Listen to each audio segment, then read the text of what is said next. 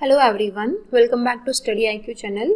UPSC mains answer writing practice में आज हम जीएस 1 का एक क्वेश्चन ले रहे हैं based on the micro climatic zone and micro climatic shifting. UPSC 2020 में ये क्वेश्चन आया था और ये आउट ऑफ द बॉक्स या बहुत रैंडम क्वेश्चन नहीं था। इस पे ऑलरेडी डिस्कशन चल रहा था कि किस तरीके से इंडिया में जो एक्सट्रीम क्लाइमेटिक इवेंट्स हैं उनका इंटेंसिटी और फ्रीक्वेंसी दोनों कंटिन्यूसली बढ़ता जा रहा है और उसी पे एक रिपोर्ट आया था। उसी रिपोर्ट के बेसिस पे ये क्वेश्चन आया था माइक्रो क्लाइमेटिक जोन।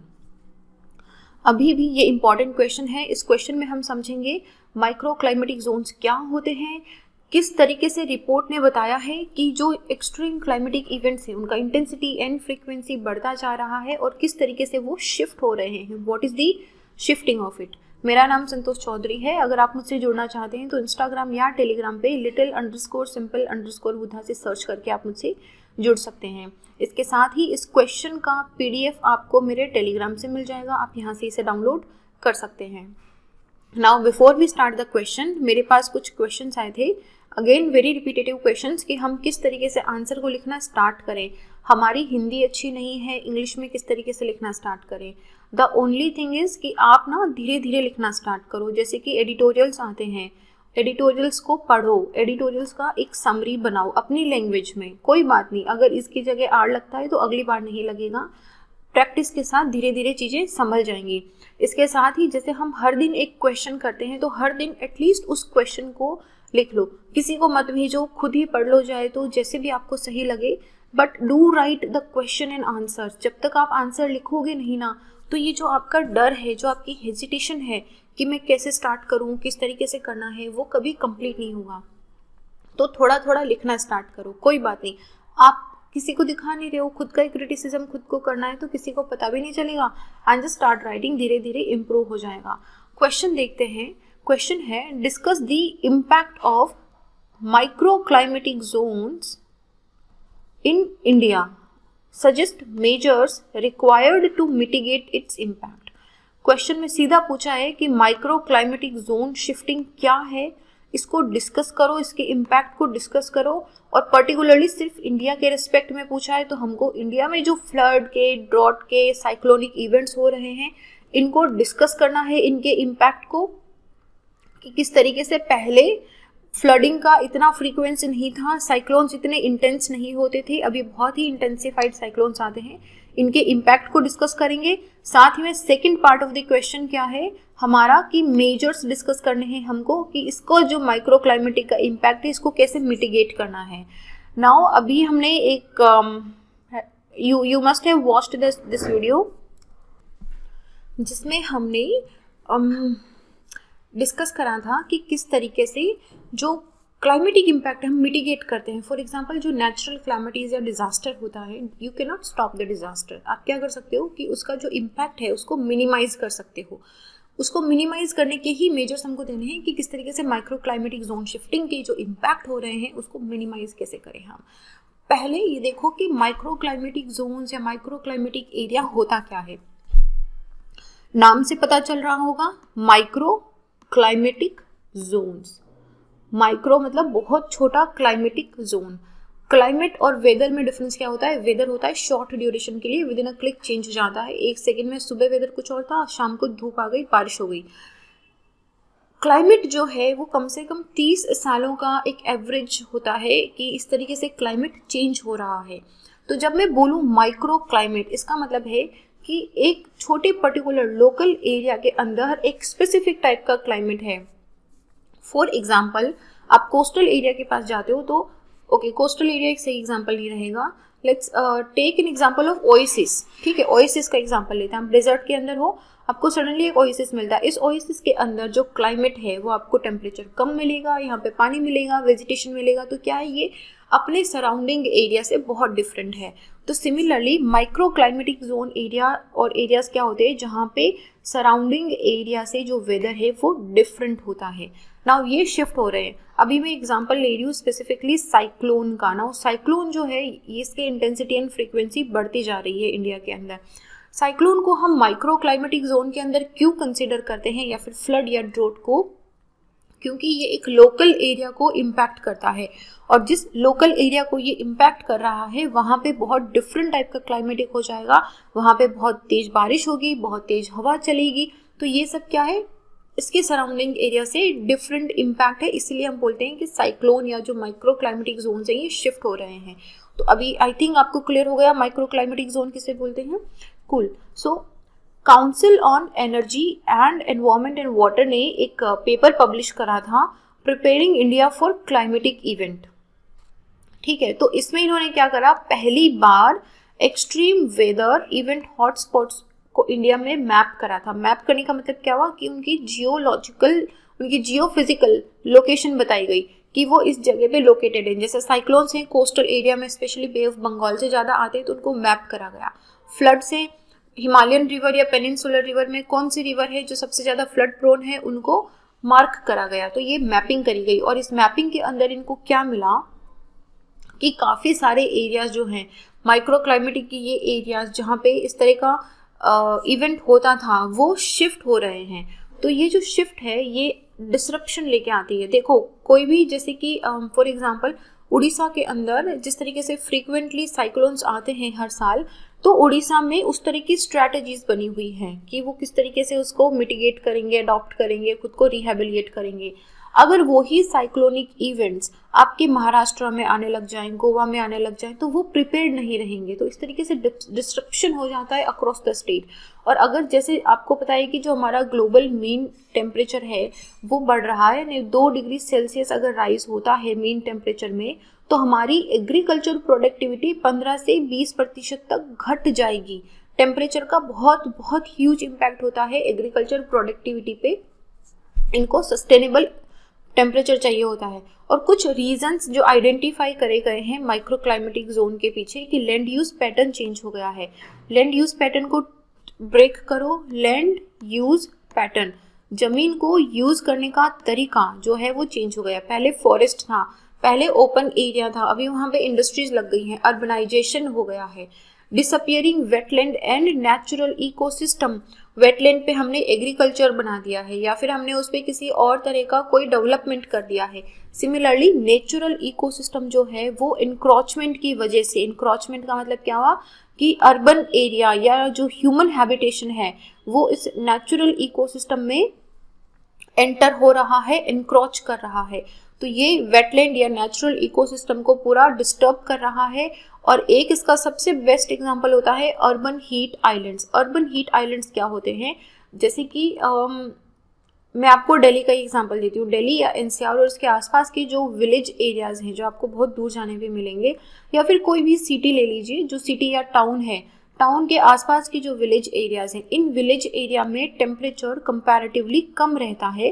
फिर ये जो टाउन या सिटी बस गई है यहाँ पे टेम्परेचर कंपैरेटिवली ज़्यादा रहता है। तो ये इस पर्टिकुलर एरिया को हम बोलते हैं urban heat islands.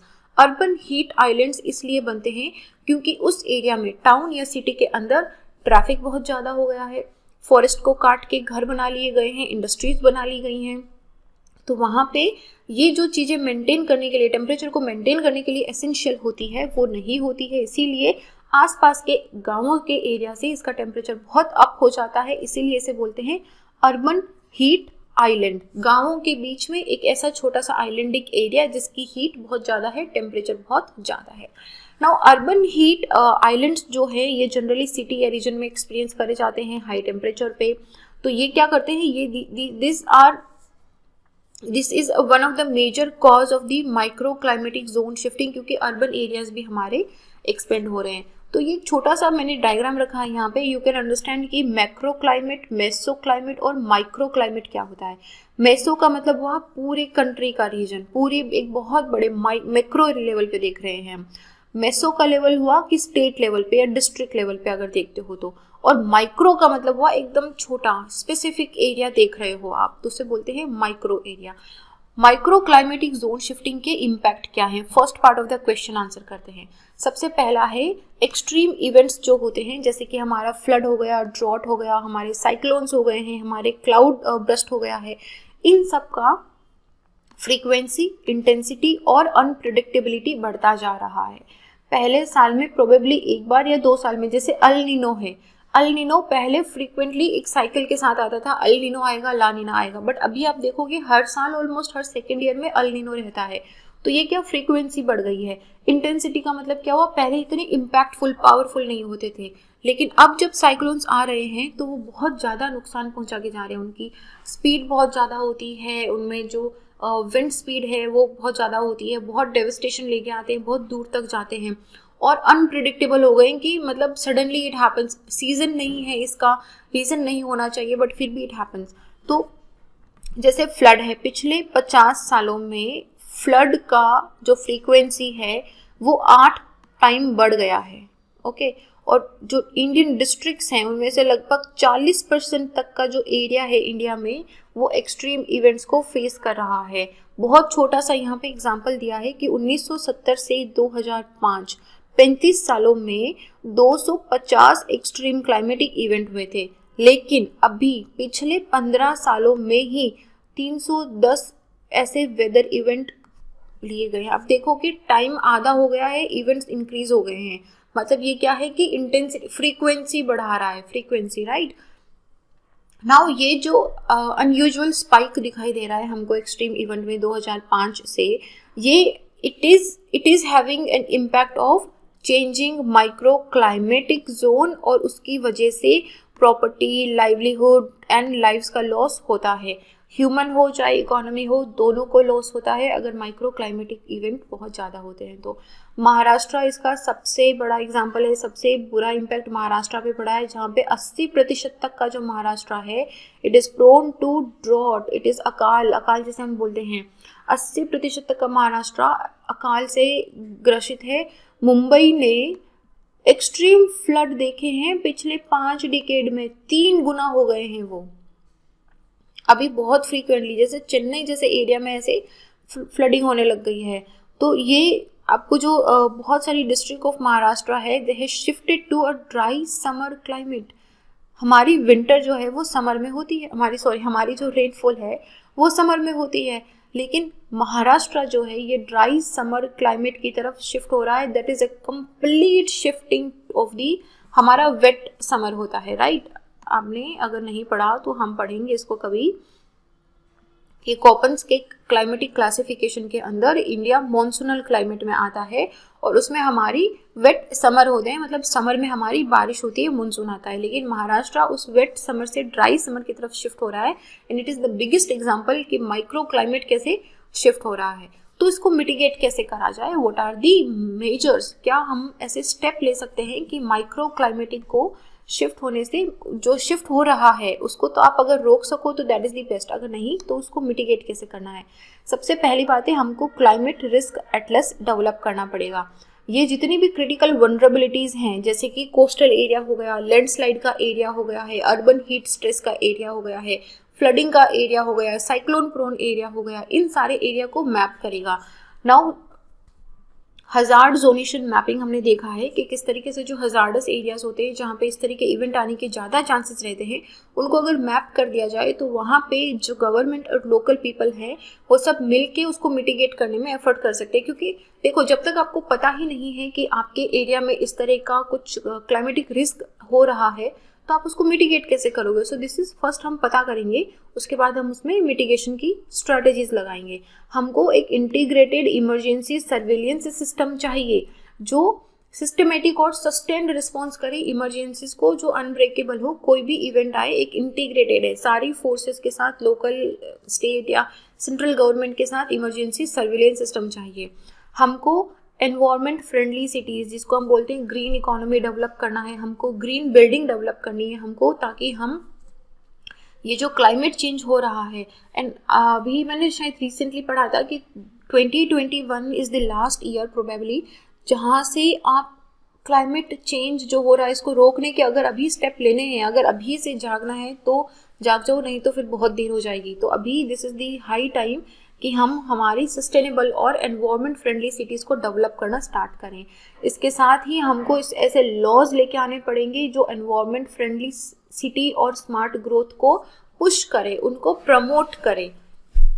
Main stream risk assessment हमको करना पड़ेगा सारे लेवल पे, लोकल लेवल पे, रीजनल लेवल पे, डिस्ट्रिक्ट लेवल पे, स्टेट लेवल पे, एंड हमारे नेशनल लेवल पे क्रॉस सेक्टोरल होगा, सारे सेक्टर का आपस में, मैक्रो पूरी कंट्री का वर्सेस माइक्रो क्लाइमेटिक, हमको ऐसा असेसमेंट करना पड़ेगा। हमको अडेप्टिव अपना जो अडॉप्शन है उसको एनहांस करना पड़ेगा और रेजिलियंस कैपेसिटी को इंक्रीज करना पड़ेगा, ताकि हमारी जो लाइफ से, देखो इकोनॉमी ऐसी चीज़ है जो वापस बिल्ड हो जाएगी, बट हमारी ह्यूमन लाइफ एक ऐसी चीज़ है जो कभी रीबिल्ड नहीं होती है। एक बार once it is lost forever. तो हमको ऐसा क्लाइमेट, हमारा पूरा रेजिलियंस सिस्टम बनाना है कि हम लाइवलीहुड और लाइव्स को सेव कर सके, उनको हार्म होने से बचा सके और साथ ही इन्वेस्टमेंट को भी सेव रख सकें। Now increase in participatory engagement also, सारे स्टेक होल्डर का, स्पेशली जो लोग उस एरिया में रहते हैं, उस माइक्रो क्लाइमेटिक जोन में या उसके आसपास के एरिया में जो रहते हैं, उनमें इस चीज़ की अवेयरनेस लेके आना, उनको उसमें एक एक्टिव पार्टिसिपेशन लेके आना। इंटीग्रेटेड रिस्क असेसमेंट चाहिए हमको सारे लेवल पे। तो ये एक छोटा सा मिटिगेशन का तरीका है। इसमें बहुत सारे नए पॉइंट्स भी ऐड हो सकते हैं कि हम कैसे मिटिगेट कर सकते हैं। Council on energy environment and water CEW का जो रिपोर्ट आया था, उसमें उन्होंने सजेशन में भी लिखा था कि इंडिया ग्लोबली 5th रैंक पे आती है मोस्ट वनरेबल कंट्री में, मोस्ट वनरेबल है। चाहे आप एक्सट्रीम क्लाइमेट का कोई भी इवेंट देख लो, फ्लड देख लो, ड्रॉट देख लो, साइक्लोन्स देख लो, एंड ये क्लाउड बर्स्ट देख लो, तो इनमें, और ये इंडिया जो है इसको वर्ल्ड का फ्लड कैपिटल के नाम से भी बोल रहे हैं कि बहुत जल्दी बन जाएगा। Now this is a very very serious issue, क्योंकि फ्लड प्लेन्स जो हैं हमारे, वहीं पे हमारी मैक्सिमम ऑफ द पॉपुलेशन और मैक्सिमम ऑफ द इकोनॉमी हमारी वहाँ पे रहती है। तो हमको बहुत ज़रूरी है कि हम इमीडिएट स्टेप लें, ताकि रिपोर्ट जो आई है उसके अकॉर्डिंगली हमको प्रिपेयर रहना पड़ेगा। We have to be very well equipped and well prepared कि जो ये वनरेबिलिटीज़ हो रही हैं माइक्रो क्लाइमेट शिफ्टिंग की वजह से, इनको मिटिगेट करा जा सके। क्वेश्चन बहुत कॉम्प्लिकेटेड नहीं है, लेकिन क्योंकि ये बहुत न्यूज़ में था, तो ऐसा भी नहीं है कि completely out of the box या out of the news question आया है। लेकिन इस क्वेश्चन का रेलेवेंस कभी जाएगा नहीं। जब भी आप बात करो क्लाइमेट चेंज की, या जब भी आप बात करो कि किस तरीके से कंट्री के अंदर फ्लड्स हो गए, साइक्लोन्स हो गए, इन सब का फ्रीक्वेंसी इंटेंसिटी बढ़ता जा रहा है, हमेशा याद रख लो, लिख लो, उसको लिखना है micro climatic zone shifting. This is your की वर्ड, इसको नहीं भूलना है। आंसर राइटिंग में इसको यूज करो and it will have a very good impact. So इस क्वेश्चन का please do write the answer. आप अपने आंसर्स को doubts.studyiq@gmail.com पे भेज सकते हो।